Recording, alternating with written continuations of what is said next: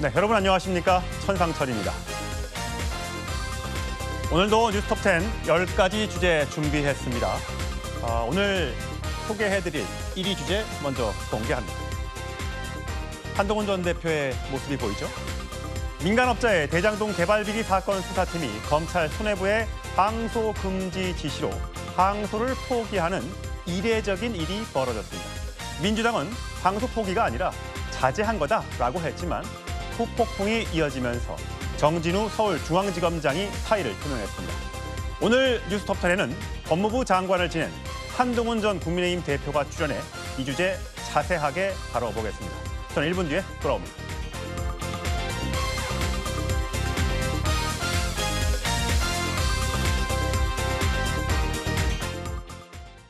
네, 오늘의 주제 10위 바로 공개합니다.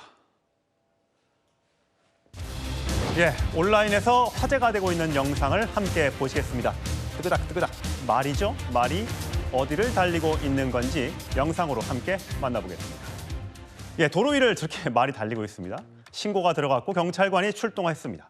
자, 반대편에서 말이 역주행으로 달리고 있습니다.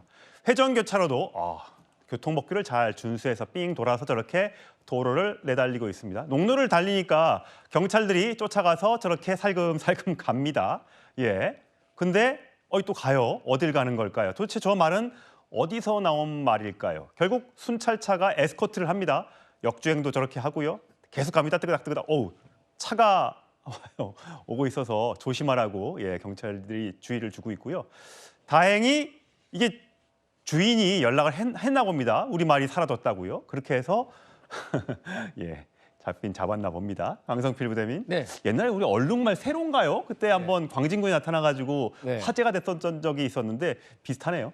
그나마 그때는 그야말로 서울 한복판이었는데 그나마 여기는 충북 음성 비교적 번화한 도시는 아니었는데 근처에 어쨌든 승마장이 있었던 것 같습니다. 그런데 말이 승마장 밖을 나와가지고 저렇게 도로 위를 배회하다가 결국에는 말 주인이 와서 말을 다시 데리고 돌아갔는데 과거에도 제가 뉴스를 좀 찾아보니까 이 말이 저렇게 돌아다니다가 교통사고가 난 거예요. 그렇게 되면 이 말이 잘못이기 때문에 이 점유자인 말 주인이 민사상, 형사상 책임이 있다고 하더라고요. 그럼 법적인 거는 송영훈 변호사한테 물어볼게요. 어떻게 되는 거예요, 저건? 괜히 말씀드렸네요. 이제 그 민사상의 동물 점유자 책임이라고 해서요. 네. 민법 759조에 규정이 있습니다. 그러니까 동물의 점유자는 그 동물이 타인에게 가한 손해를 배상할 책임이 있는 거거든요. 네. 그 손해배상 책임을 면하려면은 동물의 종류와 성질에 따라서 보관에 필요한 주의를 다해야 됩니다. 그 주의를 게을리하지 않았다고 평가받는 경우에만 면책이 가능합니다. 만약 말이 높은 울타리를 뛰어넘어서 갔다, 그러면 주인은 면책이 되나요?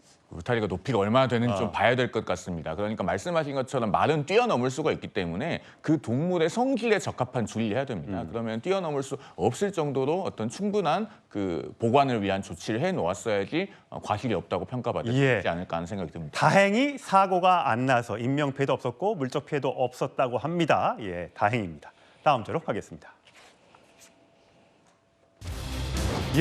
이틀 전 김건희 특검이 김건희 여사 자택을 압수수색했는데 또 다른 명품 가방이 나왔다고 합니다. 누구로부터 받은 걸까요? 자, 김기현 전 국민의힘 당대표의 부인이 선물한 거라고 하는데 먼저 과거 영상 하나 보고 이야기 나누겠습니다. 국민 여러분께 저같이 아무것도 아닌 사람이 이렇게 심려를 끼쳐서 진심으로 죄송합니다. 수사 잘 받고 나오겠습니다. 국민에게 더 하실 말씀 없으십니까? 항상 죄송합니다. 명품 목걸이와 명품백은 왜 받으신 거죠? 해외 순방에 가짜 목걸이 차고 나가겠다고 하셨는데 도이치 주가 조작 미리 알고 계셨습니까? 명태균 씨와는 왜 만나고 통화하셨습니까?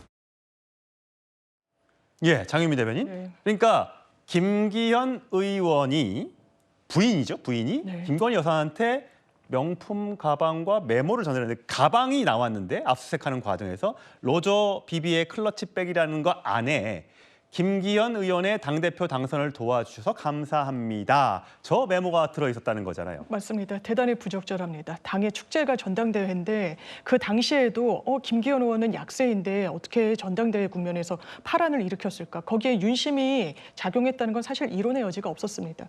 그런데 알고 보니 끝난 이후에 전당대회에서 실제로 당대표가 됐고, 왜냐하면 그 당시에 나오려고 했던 경쟁 주자들을 사실상 주저앉혔던 거 아니에요. 나경원, 안철수 의원 등등이죠? 안철수 의원에 대해서는 심지어 아무 말도 하지 않으면 아무 일도 일어나지 않는다라고까지 대통령실에서 직격이 나오기도 했습니다. 이런 걸 정치 개입이라고 하는 거죠. 그러니까 김기현 의원이 어떻게 한 겁니까? 부인이 김건희 여사, 김건희 씨가 아주 실세 중에 실세라고 생각하니까 이런 명품 가방을 당선과 연결지어서 감사하다고. 그러니까 본인의 남편인 김기현 의원이 당대표가 된 거에는 김건희 씨의 입김이 있다는 걸 인정하고 준 겁니다. 지금 법률적으로는 문제가 되지 않는다라고 김기현 의원 측에서는 이야기합니다만 부정처사 후 뇌물죄라는 게 있습니다. 먼저 부정한 처사를 한 이후에 뇌물을 받는 것도 처벌받습니다. 예. 자, 양측의 해명이 나왔습니다. 김기현 의원은 이런 얘기를 했어요. 신임 여당 대표 배우자로서 대통령 부인에게 사회적 예의 차원에서 선물한 거다. 사인 간의 의례적인 예의 차원이다. 김건희 여사 변호인단은요. 100만 원대 클러치백을 전달받은 사실은 있다. 하지만 이것도 마찬가지로 사회적, 의례적 차원의 선물이었을 뿐 청탁은 없었다라고 얘기하고 있습니다. 자, 손수조 대변인, 김기현 의원의 발언 어떻게 보세요?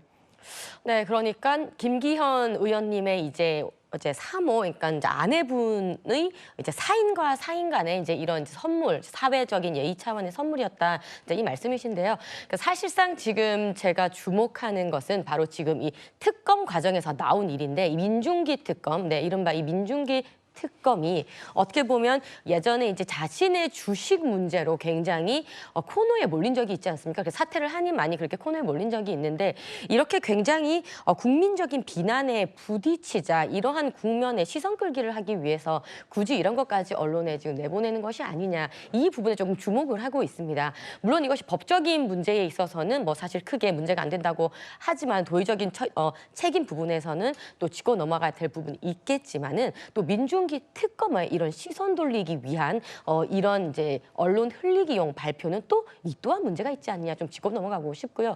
지금 사실 그러니까 영부인의 어떤 뭐 옷이라든지 지금 김정수 여사의 옷값에 대한 이제 수사도 재수사를 하라, 지금 이런 상황인데요. 이런 영부인의 옷이나 장신구 이런 부분에 대한 불필요한 논란이 많은 것은 굉장히 유감입니다. 예, 강성필 부대변인 어떻게 보셨어요? 이게 사회적 예의 차원이 맞아요? 100만 원대가 맞더라 하더라도 이게 맞아요? 아니, 말도 안 되는 소리죠. 저 국민들이 들으면 뭐라고 하겠어요.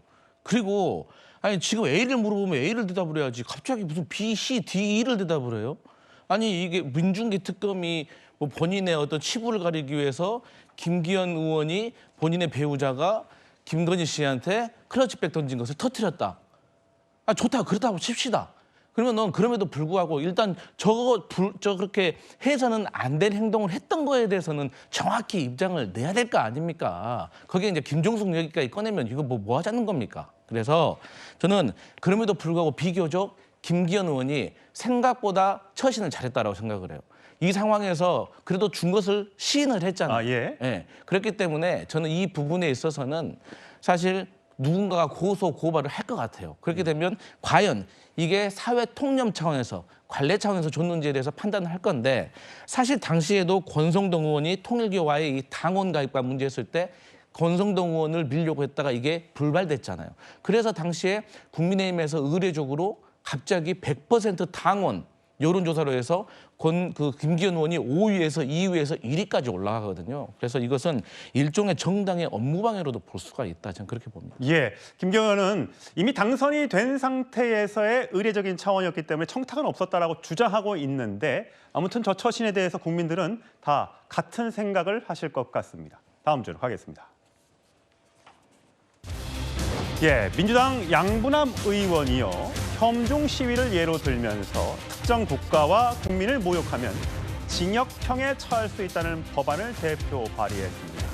그런데 왜 하필이면 반중 시위를 예로 들었을까요? 관련된 발언 먼저 확인하시죠.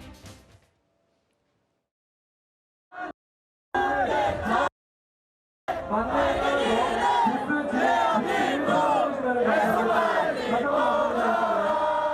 지금 관광객을 늘려야 되는데 특정 국가 관광객을 모욕하는 집회를 하고 있던데 모욕을 해가지고 관계를 악화시키려고. 지금까지는 이제 표현의 자유 영역이라고 해서 이게 무슨 표현의 자유예요? 그게 깽판이지. 예. 어쨌든 그 문제도 고민을 해야 돼요. 그러면 안 되죠. 예, 홍용윤 전 대변인. 형법 일부 개정 법률안입니다. 그러니까 특정 집단에 대한 명예훼손, 특정 국가 국민 인종의 명예를 훼손한 자 5년 이하의 징역 또는 1,000만 원 이하의 벌금. 모욕한 자는 1년 이하의 징역 또는 200만 원 이하 벌금. 자, 이 법안은 어떻게 보세요? 만약에 저런 법률이 존재한다면 이재명 대통령부터 처벌 대상이 될 수 있었을 것 같습니다. 왜요? 시진핑 주석과의 정상회담 과정에서 그 중국제 휴대전화를 선물 받았잖아요. 그러니까 이재명 대통령이 그걸 보면서 통신 보안은 되느냐라면서 일종의 조롱성 멘트를 했어요. 저런 법률이 만약에 존재한다면은 코에 걸면 코걸이, 귀에 걸면 귀걸이라서 저것도 특정 국가의 명예를 훼손했다고 보고 처벌 대상으로 삼을 수 있는 겁니다. 그만큼 불명확한 구성 요건이라는 거 먼저 한 가지 말씀을 드리고요. 그다음에 저 특정 국가라고 하는 것은 어느 외국을 제한하고 있는 것이 아니지 않습니까? 그러면은 자 지금 민주당 정부에서 총리하고 계시는 분, 과거에 그 미 문화원 점거농성의 장본인이죠. 그다음에 여당 대표는 또 어떻습니까? 미국 대사 관저에 침입해서 테러를 하려고 했던 분입니다. 이런 분들이 있는 당에서 저렇게 특정 국가나 국민에 대해서 어떤 명예를 훼손하는 행위나 발언을 하면은 처벌한다는 법안을 만든다는 것 상당히 자가당착적이죠. 그리고 저 특정 국가에는 자국도 포함될 수 있습니다. 대한민국도 포함될 수 있어요. 그러면 유신 시절에 만들어졌다가 1988년에 폐기된 국가모독죄와 똑같은 기능을 할 수 있습니다. 즉 우리 국민의 표현의 자유를 극도로 제약할 수 있는 거예요. 이건 2015년에 헌법재판소가 전원일치로 이미 27년 전에 폐기된 법률이지만 위헌이라고 분명하게 선언을 했습니다. 그렇기 때문에 민주당이 이런 시대착오적인 법률을 만들어서 우리 국민의 표현의 자유를 제한하려고 해서는 안 될 것이고 무엇보다도 이런 법률안을 내놓는다고 해서 중국과의 관계가 개선되지 않습니다. 그런 사대주의적인 태도 말고 중국에는 정말 할 말을 하면서 현안을 해결하려는 자세가 필요하다라는 말씀까지 드리겠습니다. 장윤미 대변인. 네. 양분함 의원실 관계자는 특정 국가를 타겟으로 법안을 발의한 건 아니고 이론상으로는 반미 시위에도 적용 가능하다고 했어요. 맞습니다. 지금 보면 트럼프 대통령의 관세 협상을 비난하면서 트럼프 대통령을 욕하는 사람들도 있고 또 대학생 단체가 또 반미 시위를 하는 경우도 있거든요. 맞습니다. 똑같은 거예요? 예, 똑같습니다. 왜냐하면 이게 해외 입법례가 상당히 많아요. 이를테면 헤이트 스피치라고 해서 특정 국가, 종교, 인종에 대해서 증오를 담거나 아주 극심한 명예훼손을 하면 처벌하도록 되어 있습니다. 특정 국가를 한국을 지칭한다고 해석하는 법조인은 없을 거라고 생각하고요. 그렇다면 이런 부분과 관련해서 뭐 독일, 일본, 캐나다 등에서는 일단 이 형사처벌 조항을 갖고 있는데 지금 명예훼손의 처벌 규정을 보면 집단을 지칭했을 때는 전혀 처벌이 불가능합니다. 이를테면 강용석 전 의원이 아나운서를 비하했을 때도 아나운서라는 집단을 지칭했다라는 이유로 처벌에서 면해졌거든요. 이제 그런 부분과 해서 지금 나오고 있는 현중 시위와 맞닿았을 때 특정 집단, 민족, 종교, 인종 등을 근거로 아무런 근거 없이 이른바 헤이트 스피치를 했을 때는 규율할 필요가 있어서 나온 법안입니다. 한 말씀만 좀 짧게 드리겠습니다. 특정 국가라고 법문을 만들면요, 거기에 대한민국이 당연히 포함이 되죠. 법문에 외국이라고 쓰지 않는 이상 거기엔 자국도 포함되는 겁니다. 외국이라고 규정해야 대한민국이 빠지는 것이죠. 그리고 우리 대법원 판례상으로도 국가기관은 명예가 없어요. 그리고 국민, 인종 이렇게 집단을 지칭할 때는 그것은 명예의 주체가 될 수 없습니다. 그런데 이런 것을 명예훼손으로 처벌하겠다고 하는 것이 형사법의 체계에 맞지 않는다는 말씀을 드립니다. 알겠습니다. 예, 이어서 7위 주제로 가보겠습니다. 예, 강훈식 대통령 비서실장이 국감에 나와서 이번 주에 팩트시트에 나온다라고 한 다음 날 대통령실에서는 이번 주 어렵다고 했습니다. 그러니까 국민의힘 송원석 원내대표가 양치 소년이냐 다 된 것처럼 얘기하더니 왜 아직까지 협상 발표가 안 나고 있느냐라고 지적을 하고 있습니다. 관련된 발언 들어보시죠. 미국 안에도 여러 부처가 이 문제에 대해서 다부처 사안으로 논의하고 있기 때문에 그 사안에 대해서 저희가 일방적으로 예단해서 언제까지 된다라고 말씀드리기는 쉽지 않고 다만 대략 팩트시트 같은 경우에 이번 주를 저희들 볼 때는 넘기지 않을 거다. 그런데 아직도 재협상을 했다고 발표했는데 팩트시트도 안 나오고 MOU도 안 되고 있습니다. 이 정도면은 이 정부의 당국자들이 지금 늑대소년이 되는 거 아닙니까? 예, 손수 대변인 지금 국민의힘에서는 이렇게 양치기 소년, 늑대 소년 이야기를 하고 있어요. 대통령실이나 정부에서는 뭔가 다 된 것처럼 발표를 했는데 그게 지금 안 나오고 있어서 문제를 삼고 있는 것 같은데 미국에서 지금 문제를 삼고 있다는 얘기 같아요. 네, 그렇습니다. 많은 국민께서 지금 관세 협상에 대한 많은 궁금증이 있으신데 사실 첫 단추부터 조금 잘못 끼지 않았나 생각이 듭니다. 처음에 이제 강유정 대변인이 협상문도 필요 없을 만큼 협상이 잘 됐다 했지만 그랬죠? 그 이후에 어떤 결과, 손에 쥐는 결과물은 없었죠. 그렇기 때문에 지금 또다시 강훈식 비서실장께서 이번 주 안으로 팩트시트가 나온다라고 했지만 그것이 6일 날 발표를 했는데 바로 7일 그 다음 날 이 이야기가 뒤집어진 것입니다. 그렇기 때문에 양측이 소년 한 번 속지 두 번 속지 않는다 이런 이야기가 나오는 것 같고요. 사실상 지금 우리 대한민국 정부가 이야기하고 있는 3,500억 불에 대한 투자가 트럼프 대통령이 돌아가서는 그것이 뻥튀기가 되어 지금 9,500억 달러 투자라고 둔갑이 되었습니다.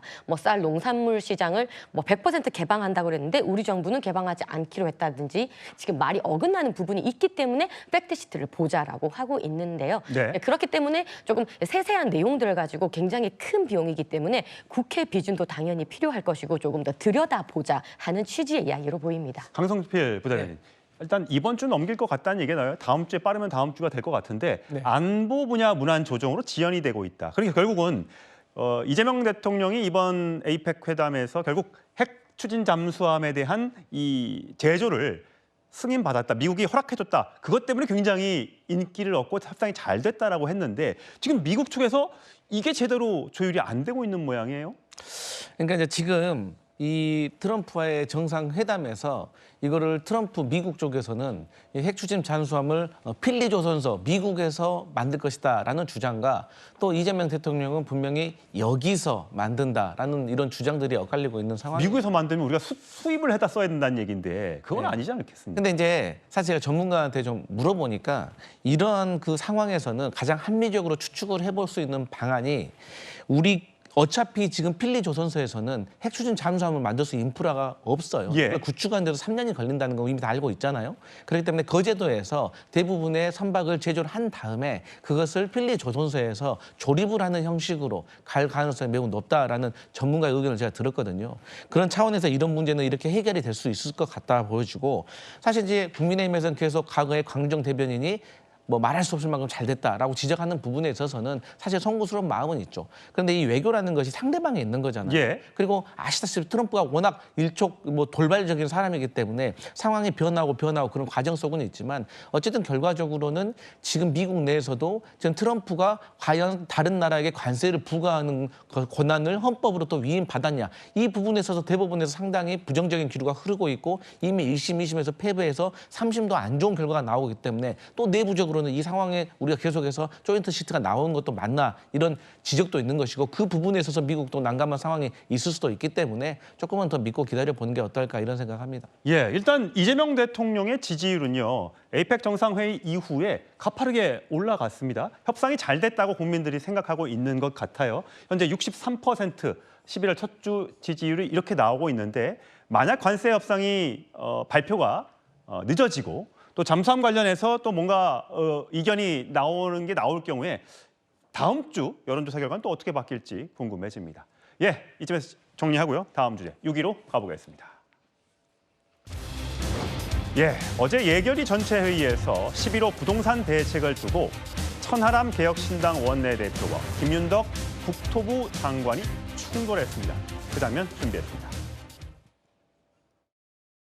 법상 9월 통계를 써야죠. 왜 거짓말하면서 8월 통계를 씁니까? 의원님, 거짓말한 게 아니고요. 거짓말이잖아요. 저 8월 이전 통계만 존재했다는 게 맞아요? 추석 전부터 준비를 해와서 실제 13일 날 오전에 이미 행정 절차에 대한 준비에 착수한 겁니다. 자, 당장 다음 주에 효력정지 가처분 신청 넣을 겁니다. 법원 판단 한번 넣으세요. 받아보시죠. 넣으면 돼요. 10월 16일에 목소리 크다고 이기는 게 아니라니까. 아니죠. 의원님. 목소리 그냥 저도 할 수 있어요. 아니요. 사람 일 듣고 좀 말씀하세요. 내 얘기를 몇 번이나 들었습니까? 이렇게 되면은요 앞으로 부동산 정책 뭐 하셔도요 국민들이 이거 진짜 무슨 더불어민주당 정권에는 통계 조작 DNA가 있냐 이거 어떻게 있냐 말 조심하세요. 대차게 싸웠습니다. 어제 밤입니다. 자, 송영훈 전 대변인.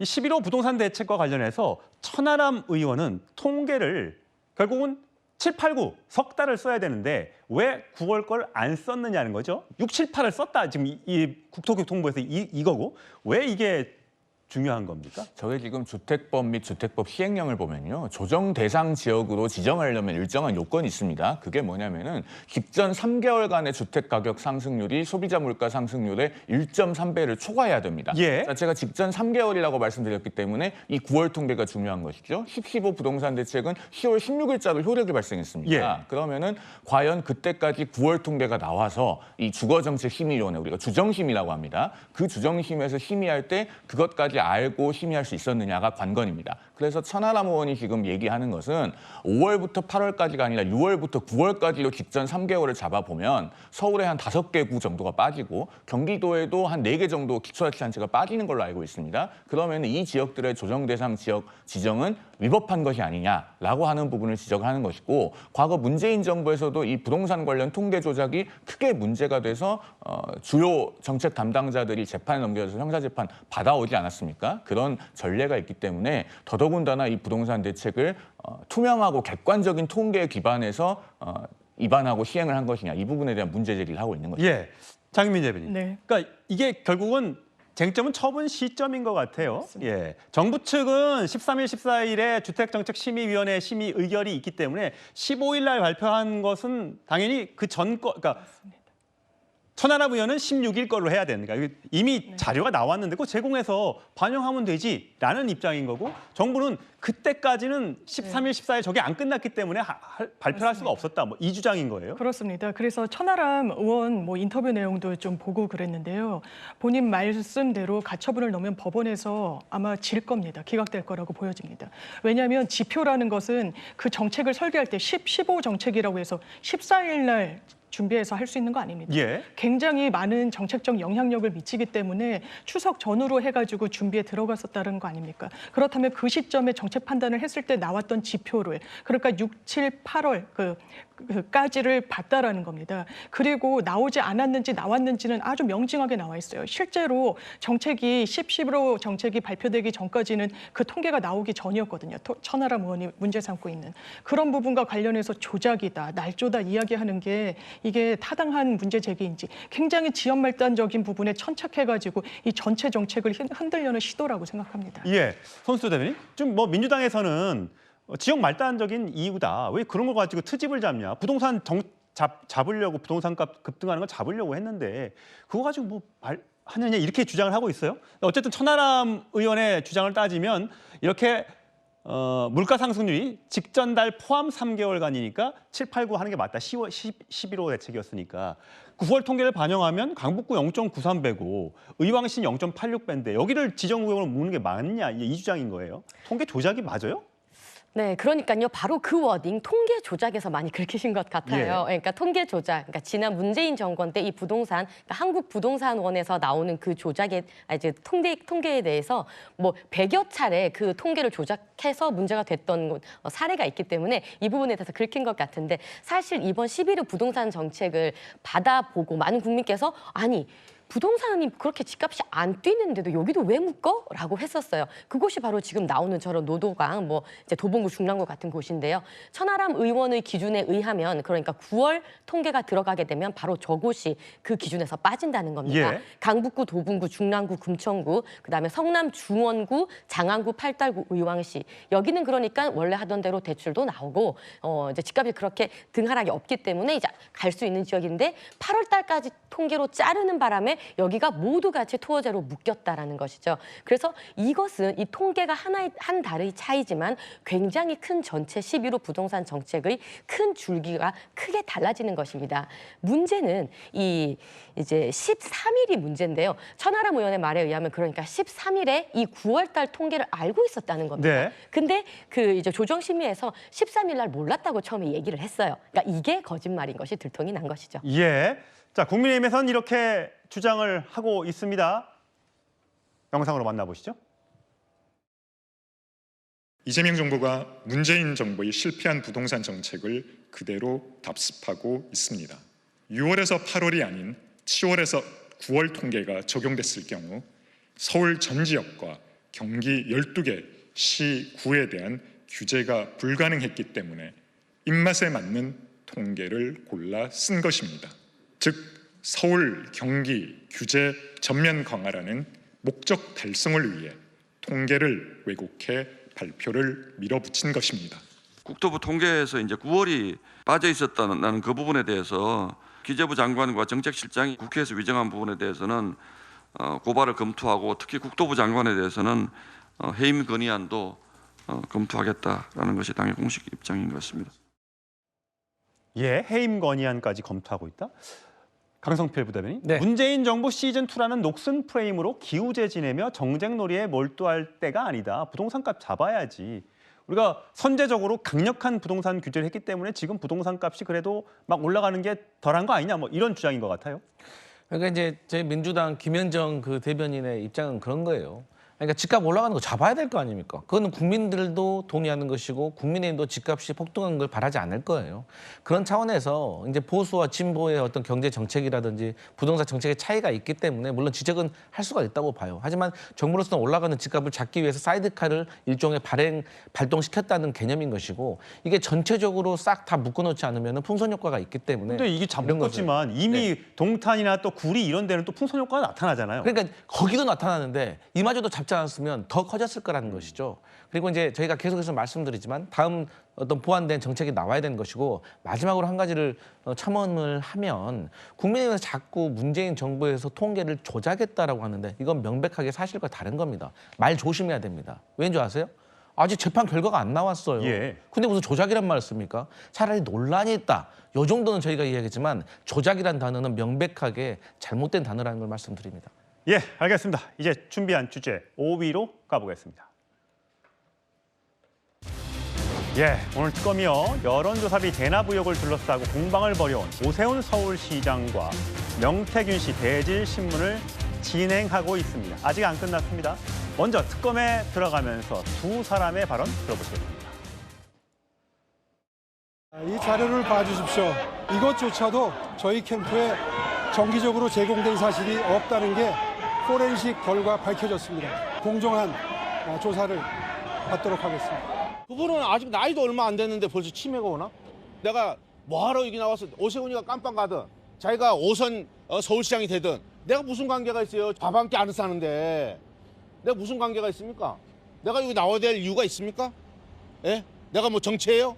저는 제일 기분 나쁜 건 그거예요. 처음에 오세훈 시장을 만났을 때 배신 배반형이라서 나는 보고 싶지가 않았어요. 예, 송영원 대변인. 그러니까 비공표 여론조사를 제공받은 사실이 없다. 이제 이 주장인 거예요. 그러니까 누군가 여론조사비를 대납해줬다. 그러니까 오세훈 서울시장의 오랜 후원자가 이 명태균 씨 사무실에 3,300만 원인가 여론조사비를 대납해줬는데 그거를 오세훈 서울시장이 지시했거나 알았느냐 이거 문제예요. 당연히 몰랐다고 하는 것이고 명태균 씨는 당연히 알았다라고 주장하고 있습니다.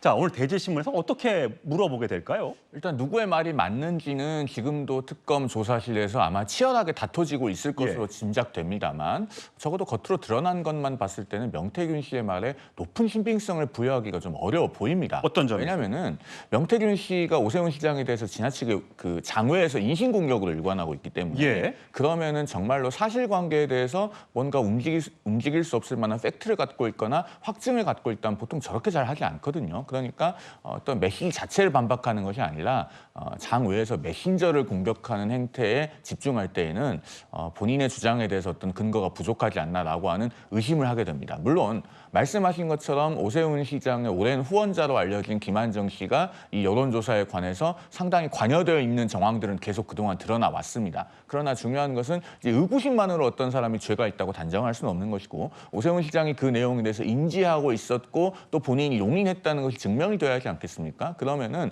그런 것들은 어떤 정황들, 그러니까 2번을 만나느냐 7번을 만나느냐라고 하는 만남의 횟수가 아니라 정확하게 그것을 인지하고 용인했다고 하는 사실관계를 뒷받침할 만한 그 팩트에 관해서 질문들이 집중이 되어야 할 것이고 아마 지금 조사 과정에서 그러고 있을 것으로 추정해 봅니다. 예, 오세훈 서울시장은 내가 갖고 있었던 휴대전화 다 제출했다. 그 안에 다 포렌식 해보면 내가 이 사람과 얼마나 통화했고 무슨 내용인지 다 나올 것이다 라고 주장을 하고 있습니다. 명태균 씨는 뭐 치매 왔느냐, 밥 한 번 안 샀으면서 내가 처음 알아봤을 때 얼굴 면상이 어땠다, 뭐 이런 등등의 공격을 하고 있는데요. 조사실에서는 어떤 얘기가 진짜 오가고 있을까요? 오세훈 서울시장 요즘 부동산으로 굉장히 바쁘게 다니고 있죠. 최근에 한 문화재 앞에다가 건물을 올리는 것을 놓고 정부와 설전을 벌이고 있습니다. 관련된 발언 준비했습니다. 이게 무슨 해괴망측한 일이랍니까? 하고 싶은 대로 다 하겠다는 서울시의 발상, 그 입장을 저는 도무지 이해할 수가 없습니다. 문화체육을 책임지는 부처의 수장께서 지방정부의 사업을 일방적으로 폄훼하는 모습에 강한 유감을 표하지 않을 수 없습니다. 시장 개인의 허영과 욕망을 위해서 종묘라는 이 국가유산에 그 정면에다가 거대한 건물을 짓는다는 발상 자체, 이 국가유산에 누를 끼치는 행위를 즉각 중단할 것을 말씀드리겠습니다. 예, 장윤 대변인. 네. 그러니까 290m 떨어져 있는 곳이에요. 예, 약 직선거리로 한 255m.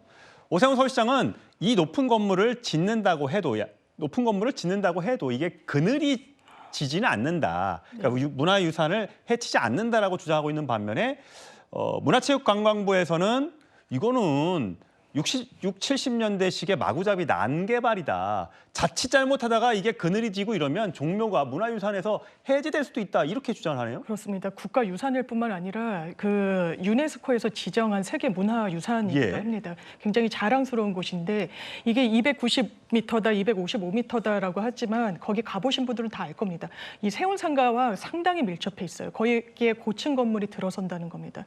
이 부분과 관련해서 이 우려가 우리 문화재청 이 관료들한테만 나오는 게 아닙니다. 유네스코에서도 이거 난개발이 의심되니까 환경 영향 평가를 하듯이 유산 영향 평가를 해야 된다라고 서울시가 요청을 했어요. 서울시가 수용 거부했습니다.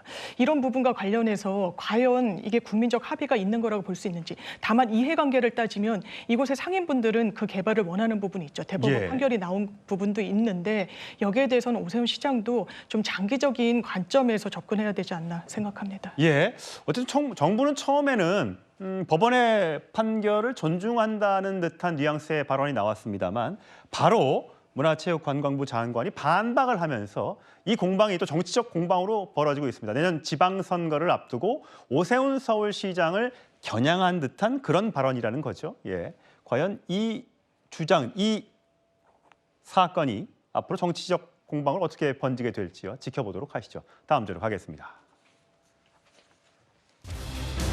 이준석 개혁신당 대표가 국민의힘과의 지방선거 연대론에는 선을 딱 그으면서도 오세훈 시장을 향해선 긍정적인 메시지를 보냈습니다. 들어보시죠.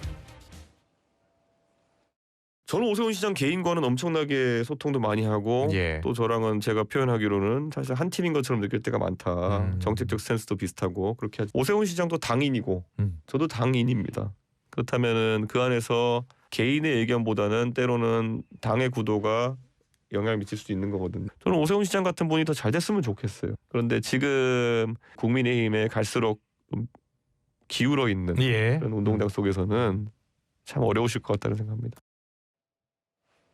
예, 손수도 대변인. 국민의힘은 진짜 내년 지방선거에서 이준석 개혁신당과 함께 하는 겁니까? 안 하는 겁니까? 일단 이준석 의원의 발언은 그래요. 서울시장 후보는 낸다. 우리도 낸다.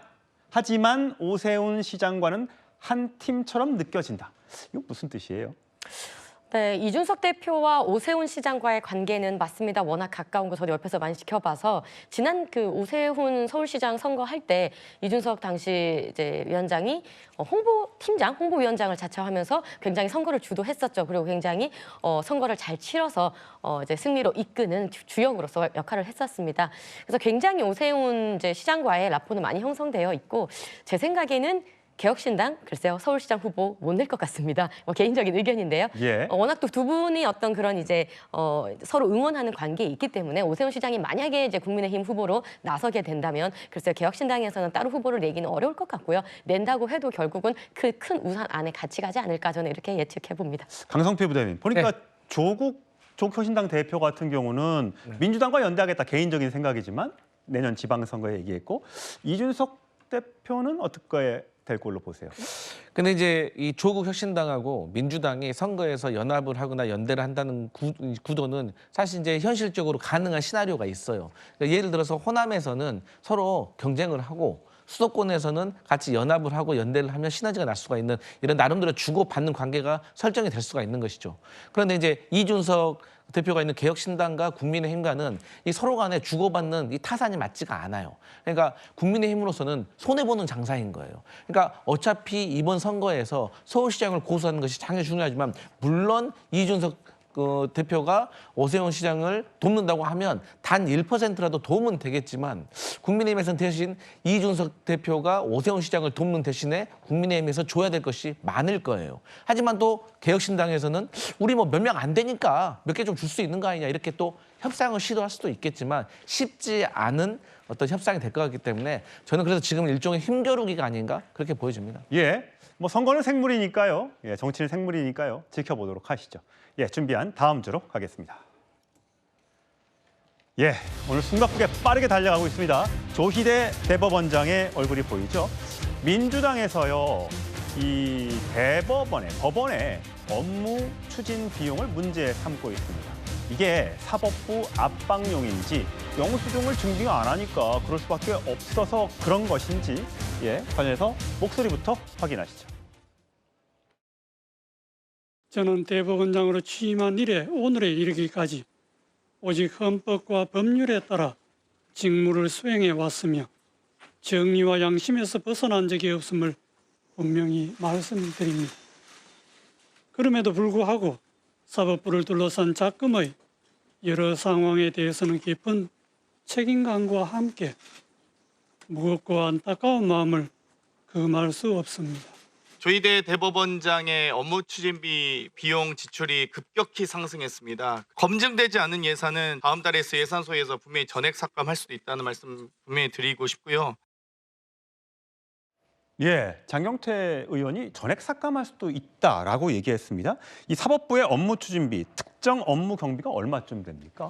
도합 225억 원 정도 되는 것으로 알려져 그래요? 있는데요. 저런 것을 그동안에는 문제 삼지 않다가 이제 하겠다고 하는 그 시점을 우리가 주목해서 봐야 됩니다. 그러니까 민주당의 사법부에 대한 보복은 5월 1일 대법원 전원합의체 판결을 기점으로 여러 가지가 본격화되거든요. 예를 들면은 민주당에서는 대법관 증원이 사법개혁이라고 주장합니다. 그러나 본질은 그것은 이재명 대통령에 대한 형사 판결을 의식하고 앞으로 대법원의 사건이 올라올 경우를 대비해서 미리 대법관을 많이 지명해 놓는 대법관 우겨넣기거든요. 그러한 법안을 5월 1일 대법원 전원합의체 판결 이전에는 민주당 국회의원들 그 누구도 22대 국회에서 발의하지 않았어요. 5월 2일부터 갑자기 발의되기 시작합니다. 재판헌법소원 국민의 기본권이라고 내세우는데 5월 7일부터 발의하기 시작하고 22대 국회에서 아무도 발의한 민주당 국회의원이 없어요. 다 이런 식이거든요. 그리고 이 지금 법원의 특정 업무 경비 등등의 문제도 2024년까지는 삭감하겠다는 식으로 나오지 않다가 이제 금년에 하겠다는 것 아닙니까? 그러면 일관된 흐름이 있는 겁니다. 즉,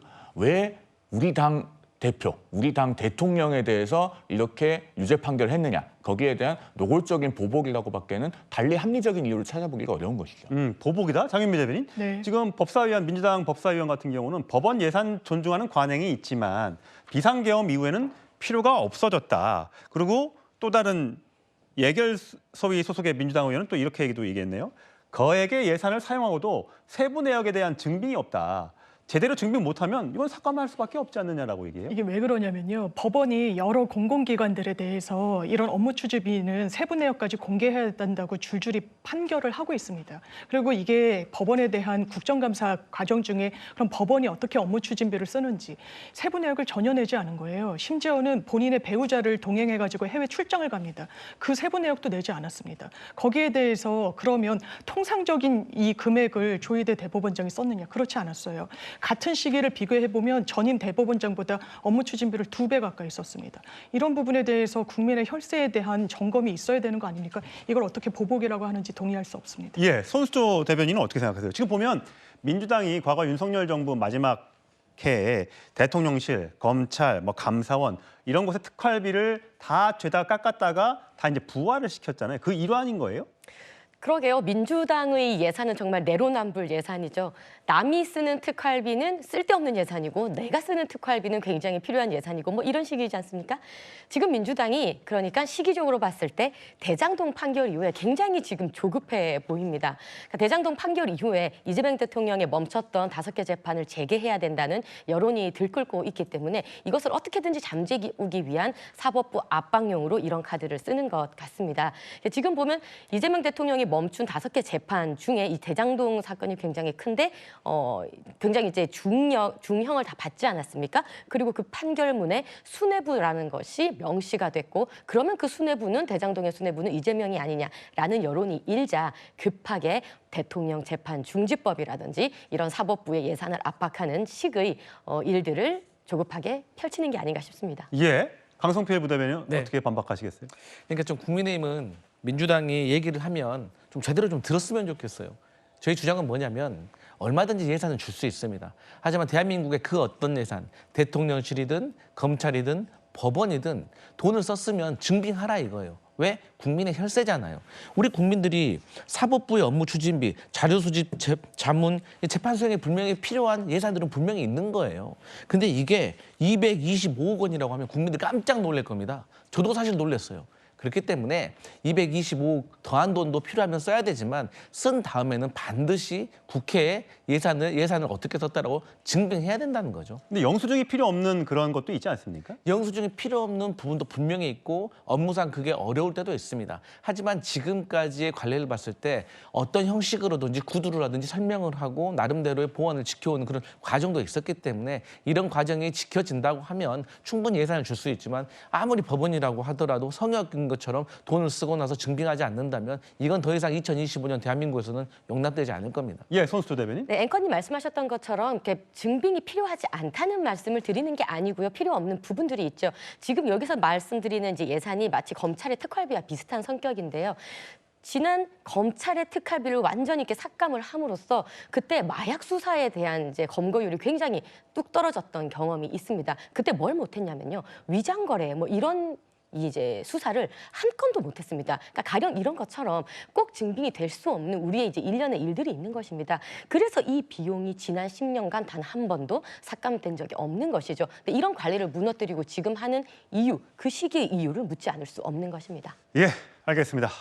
오늘 뉴스톱10 진행이 참 빠르죠? 여러분들 어떻게 생각하십니까? 자, 바로 오늘 좀 자세하게 다뤄야 될 주제가 이 위에 있습니다. 함께 보시죠. 예, 지난주 금요일이죠. 1심 선고가 나왔던 대장동 개발 비리 사건에 대해 검찰이 돌연 항소를 포기했습니다. 서울중앙지검과 대검찰청 모두 항소 포기 이유에 대해서 큰 입장을 지금 밝히지 않았는데요. 대장동 사건 수사와 공판을 담당했던 일선 검사들이 윗선에 부당한 지시가 있었다고 폭로하면서 야당이 강하게 비판하고 있습니다. 자, 여야 목소리 함께 들어보시죠. 1심 선고를 보면 성남시 수뇌부라고 하는 부분이 사실상 이재명 대표를 지칭하는 부분이 굉장히 많이 나와 있고 이 재판이 그대로 가면 이재명 대통령의 최종 책임자라는 부분이 결국은 드러날 겁니다. 그러니까 아마 재판을 중단을 시키려고 좀 이렇게 하는 것 같은데 있을 수 없는 일이죠. 대장동 1심 판결대에서 검찰이 항소 포기했는데 이에 대해서 한 말씀만 좀 어떻게 보시는지. 오늘은 그냥 체육대회 온 걸로 그냥 하시죠. 야당에서는 검찰이 뭐 자살했다 혹은 탄핵 사유다 이런 얘기하고 방금 논평 냈는데. 날씨가 좋습니다. 예, 정청래 대표가 이 사안에 대해서 말을 아끼는 것 같아요. 자, 대장동 개발 비리 1심 판결에서 핵심 관계자들이 다 징역 8년부터 징역 4년까지 중형을 선고받았습니다.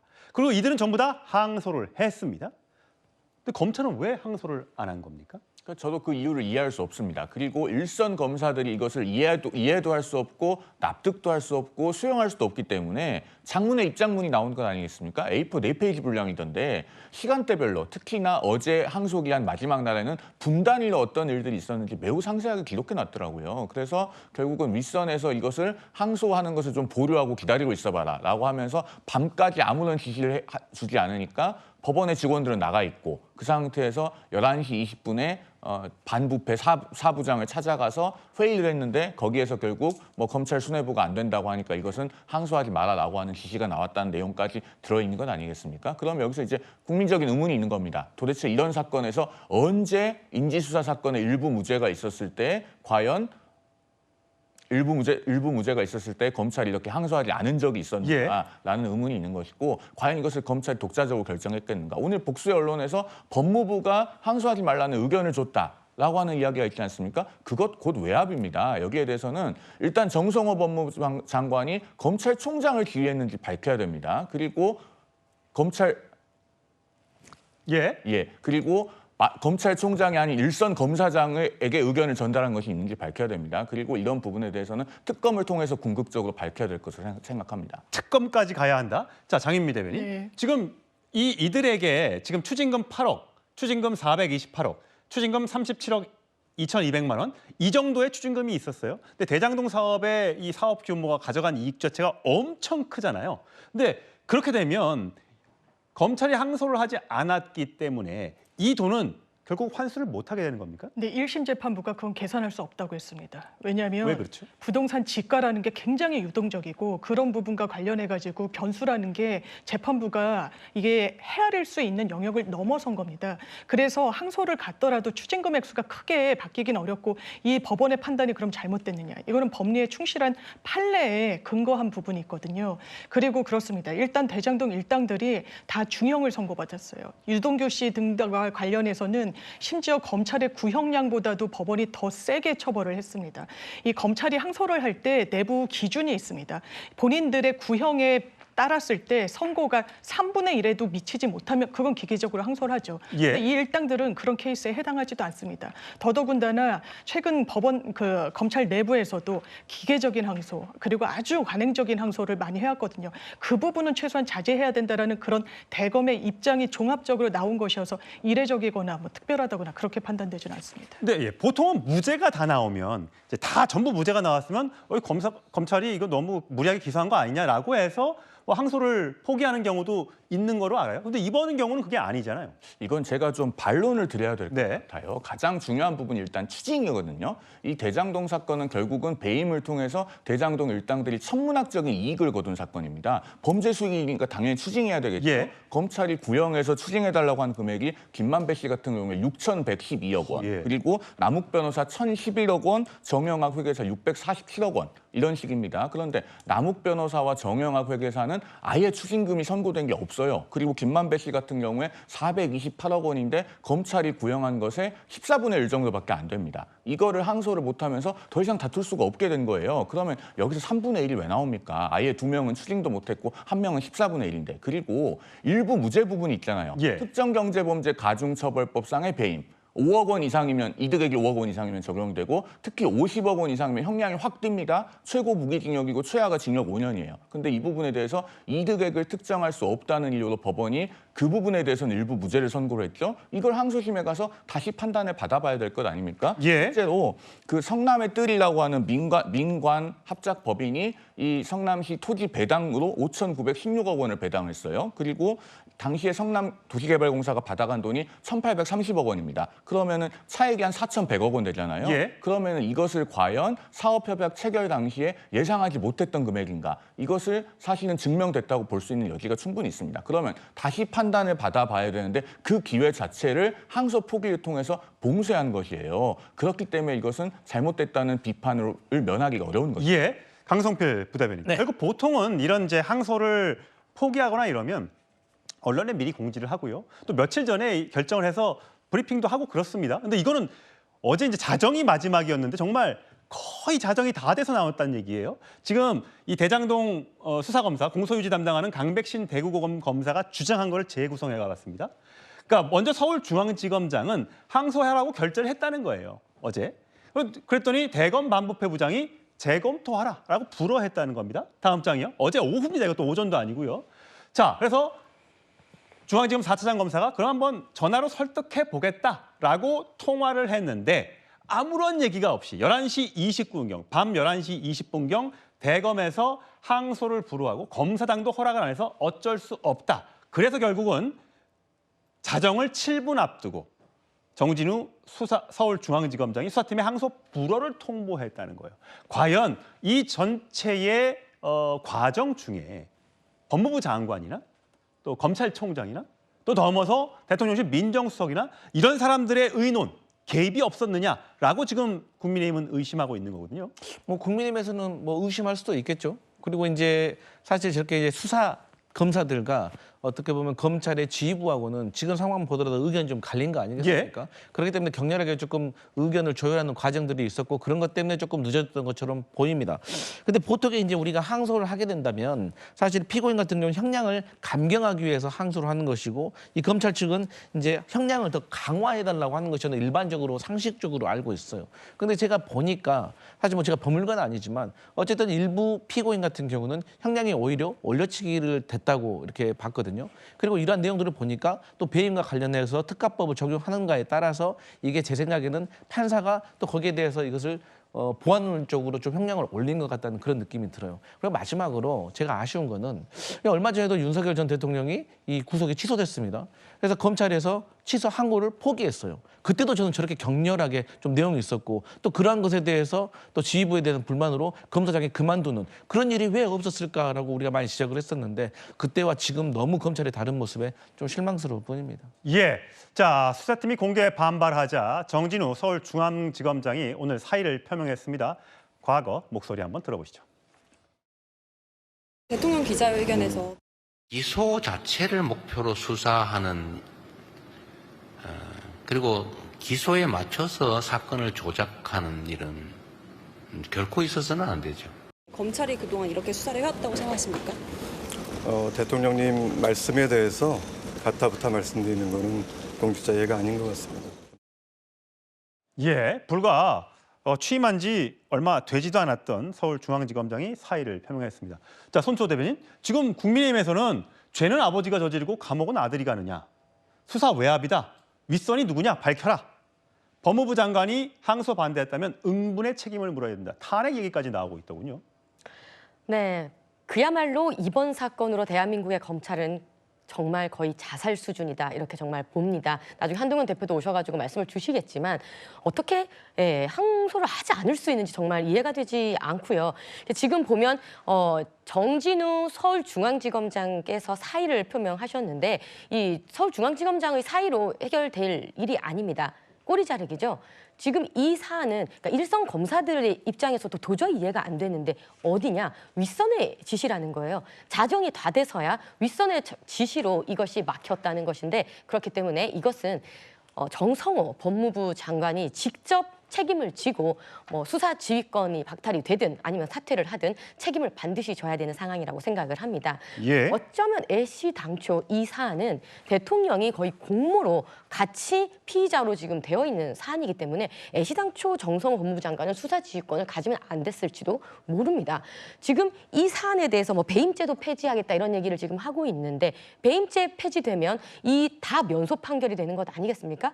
그러니까 이렇게도 지금 막고 또 저렇게도 막고 있는 정말 말도 안 되게 이 검찰이 정말 이 정권 앞에서 바짝 엎드리는 모습을 국민들께서 목도하고 계십니다. 장유미 대변인, 네. 지금 저희 채널A 단독 취재에 따르면요, 그러니까 법무부 내부에서도 이거 항소가 필요하다라는 얘기가 있었답니다. 대검도 마찬가지고 당연히 수사팀도 그렇고요. 그런데 정성호 법무부 장관과 법무부 차관이 부정적 의견을 피력하면서 그래서 이게 뒤바뀌었다는 거예요. 근데 법무부 장관은 검찰총장에 대해서 수사 지휘권을 발동할 수 있는 거죠. 근데 그게 제대로 작동했는지 여부도 따져봐야 된다는 게 지금 검찰과 또 국민의힘의 주장인 것 같아요. 일단 법조계에서는 의견은 다를 수 있고요. 항소 여부에 대해서는 지금 정확하게 객관적인 사실관계는 대검과 수사팀 공판팀 간의 의견이 갈렸다는 거 아닙니까? 그럼 거기까지인 겁니다. 거기에 대해서 이재명 대통령을 걸고 넘어지는 건 사실은 온당한 해석은 아닌 거죠. 송원석 원내대표께서도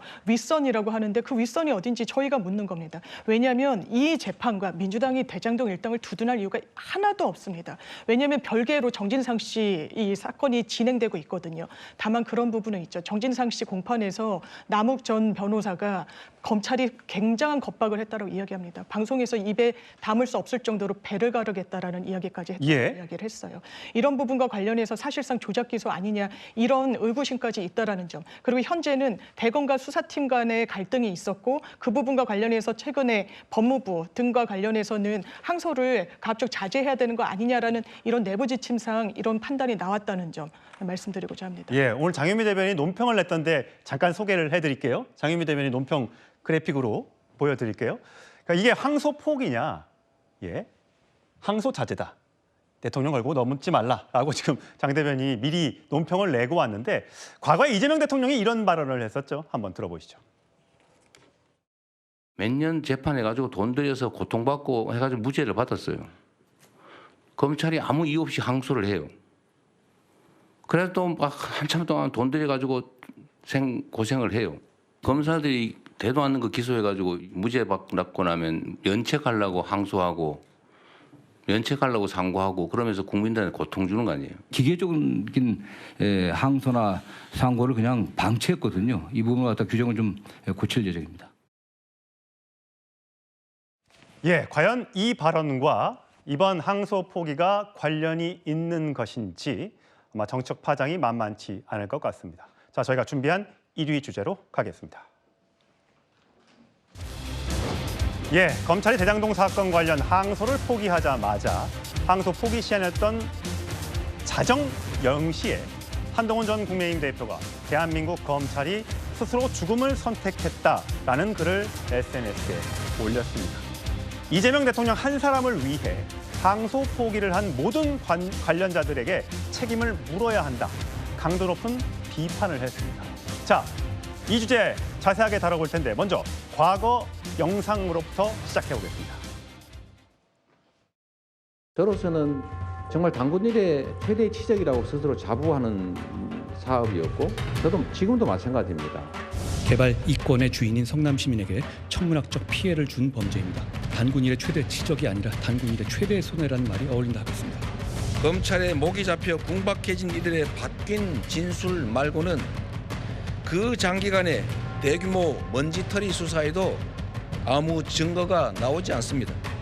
이번 총선에서 가장 중요한 순간인 선거 전날인 오늘 1분 1초를 천금같이 쓰고 싶었습니다.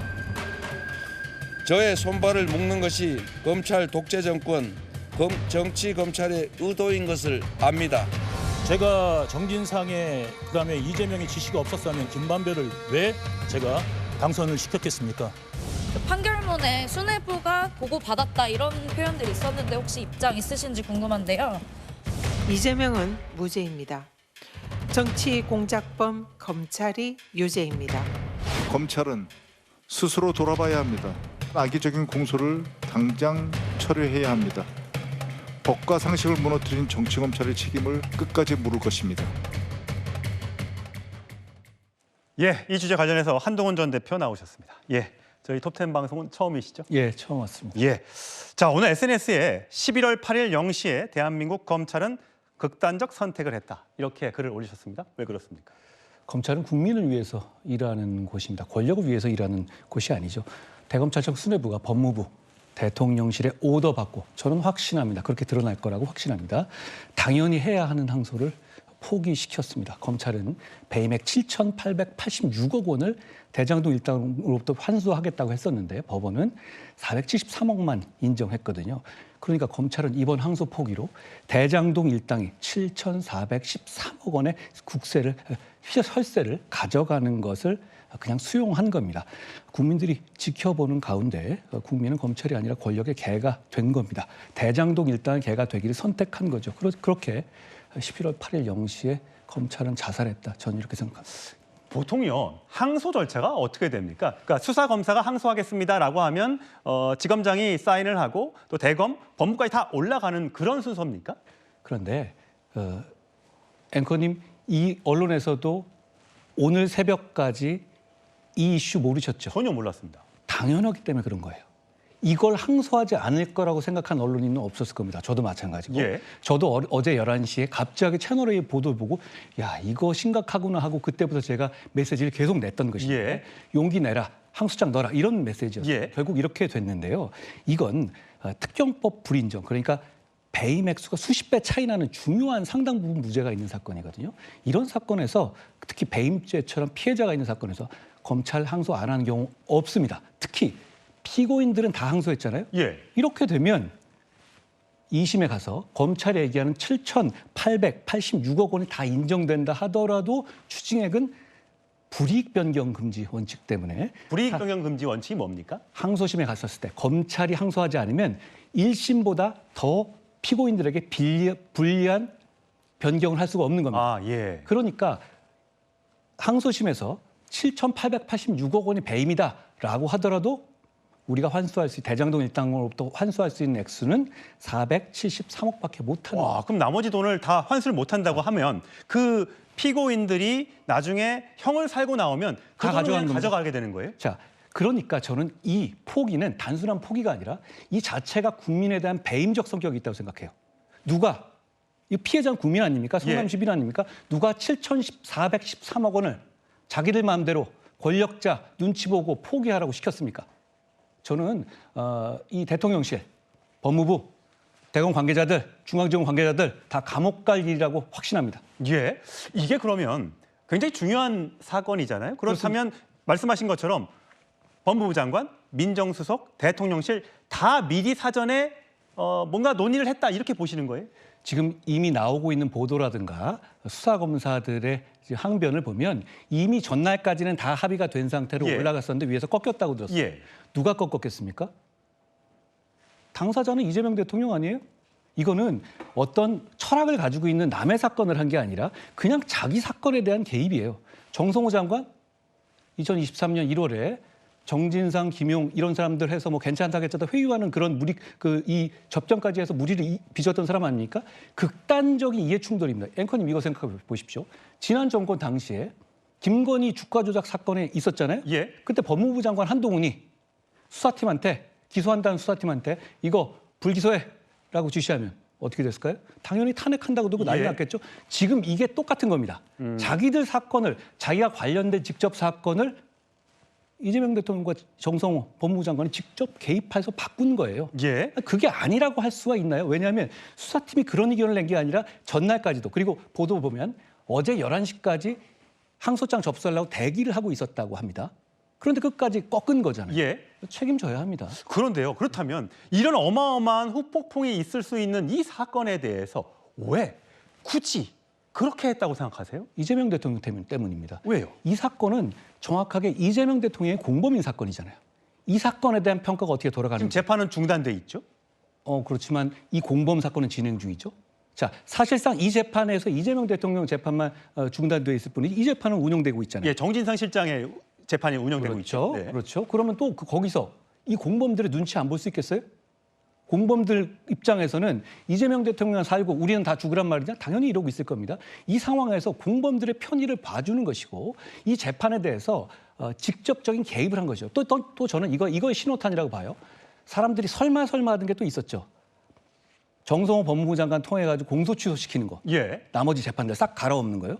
그 설마 했잖아요. 저는 이게 그 신호탄이라고 봐요. 이렇게 권력의 개처럼 만들어 놓고 일단 여기까지 오는 데가 힘들었는데 앞으로도 똑같은 방식으로 노만석, 박철우 눌러가지고 수사검사 빼가 똑같은 방식으로 이건 공소 취소 명령하면 되는 거 아니에요? 눈 딱 감으면 되는 거고요. 저는 지금 이게 독재로 가는 중요한 시발점이다 이렇게 생각해요. 서울중앙지검장이 오늘 사의를 표명했지 않습니까? 예. 사실 만약에 서울중앙지검이 마음을 먹었으면 그냥 항소할 수 있는 거였죠.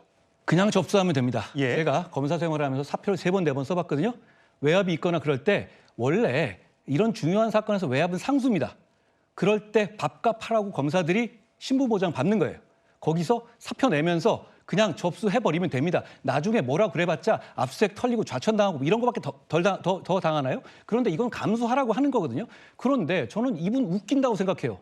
어제는 뭐 하다가. 왜 몇 시간 전에 사표 안 냈습니까? 왜 몇 시간 전에 항소장 밀어놓고 사표 안 냈습니까? 저는 쇼라고 생각합니다. 이미 대통령실과 법무부와 대검에 불법적인 항소 취소 지시에 가담한 이상 저분은 이미 범죄자가 된 겁니다. 예, 지금 민주당에서는요. 이게 검찰을 못 믿고 검찰의 수사가 잘못됐다. 그러면서 이제 남욱 변호사가 자기 재판에 가서 얘기했던 거, 뭐 수사 검사가 뭐 배를 가른다고 했다, 뭐 등등의 압력을 가하는 바람에 본인이 없던 자백을 했다라고 또 주장을 하기도 합니다. 재판에서 얘기하면 되고 재판은 유죄 나고 있잖아요. 아니 그런 헛소리 계속 해온 거 아니에요? 무슨 근거가 있는 것도 아니고. 그러니까 문제는 뭐냐면 그 사람 편들려면 재판에서 재판을 이기면 되잖아요. 문제는 이 사람들의 문제는 대한민국의 자유민주 국가잖아요. 자유민주 국가의 법치 시스템을 재판에 나온 결과를 부정하려고 하는 것에 있는 것이에요. 예. 그럼 재판에서 무죄를 받던 거야. 그럼 무죄 받고 있지도 않잖아요. 그런데다가 이렇게 얘기하던데 아까 제가 들어오면서 봤는데 뭐 항소 자제다. 예, 항소 자제다. 항소 금지가 아니라 야 이거 무슨 말장난입니까? 국민한테 사기치는 겁니다. 항소를 적게 해라 이 사건에서. 예. 그게 아니라 항소를 0으로 해라. 전혀 못하게 한 거잖아요. 이게 어떻게 제한입니까? 금지지. 아니 이거는요. 이재명 재판중지법을 갖다가 국정안정법이라고 불러달라거나 계엄령을 계몽령이라고 불러달라거나 새벽 배송을 초심야 배송이라고 불러달라는 것보다 훨씬 더 가짜는 소리다 이렇게 말씀드리겠습니다. 지금 이제 대장동 관계자들의 1심 재판이 나왔지 않습니까? 형량이 뭐 최장 8년도 있고요. 그래서 이미 그 사람들은 벌을 더 세게 받지 않았냐, 검찰이 구형한 것보다. 그러니까 이미 소기의 목적을 달성했으니 항소 포기해도 되는 거 아니냐라고 민주당은 주장하고 있습니다. 그걸 대한민국의 다른 국민들하고 똑같이 적용하면 저 얘기 안 하겠습니다. 다른 국민들에게는 절대 이렇게 적용하고 있지 않습니다. 아, 그래요? 그렇습니다. 자, 게다가 피해자가 성남시죠. 국민이죠. 7,886억을 배임이라고 돼 있는 사건에서 473억만 인정됐죠. 예. 피해자가 엄연하게 있는데 왜 이걸 포기하죠? 왜 이걸 국가가 가져오는 것을 포기하죠? 이재명 때문 아닙니까? 자, 문제는 이 차이가 이렇게 큰데 이걸 포기한다? 이건 그냥 배임으로 기소당할 문제예요. 전 그리고 이렇게 말씀드리고 싶어요. 정성호 법무장관, 제 입장하고 바꿔 생각해 보세요. 당시 권력은 제가 김건희 주가 조작 사건 말아먹어주길 바라지 않았겠습니까? 저 안 그랬죠? 그렇죠? 예. 자, 그러면 정성호 장관은 이런 극심한 이해 충돌 상황에서 직접 개입해서 독립적인 검사들의 정당한 결정을 불법적으로 틀었습니다. 이거 탄핵 사유입니다. 충분한 탄핵 사유입니다. 야당이 비록 소수당이지만 할 일은 해야 합니다. 아, 탄핵 사유라고 보시는 거군요. 자, 강훈식 대통령실 비서실장이 어제 예결위에서 자, 이재명 대통령의 기존 재판이 재개된다면 다른 조치가 필요하다고 언급했는데 그 목소리부터 들어보시죠. 이미 재판부에서 다들 재판이 중단돼야 된다고 입장을 밝힌 바 있으면서 만약에 종전의 선언과 달리 재판을 뒤집을 경우에는 다른 조치가 필요하다고 생각합니다. 자, 다른 조치. 저거 어떤 조치라고 생각하세요? 자, 저는 먼저 이 질문을 드리고 싶어요. 재판을 개시하는 재판에 사법부의 결정이 있을 때 승복할 거냐? 그런데 저건 승복하지 않겠다는 이야기입니다. 그런 겁니다. 그렇죠? 승복하지 않겠다. 다른 조치를 하겠다는 거 아닙니까? 자, 사법부가 재판을 개시할 경우 다른 조치, 플랜 B를 하겠다라고 공식적으로 선언했습니다. 예. 대통령실장이요. 그것도 국회에서. 다른 조치. 자유민주주의 국가에서, 법치 국가에서 사법부의 결정에 대해서 다른 조치를 한다면 그 다른 조치 중에 합법적인 조치는 없습니다. 뭐가 있을 수가 있죠? 법원의 절차에 따른 결정, 마음에 안 들 수는 있는데 예. 그걸 다른 조치로 바꾼다? 사법 시스템 외에요? 그 뭐가 있을 수 있죠?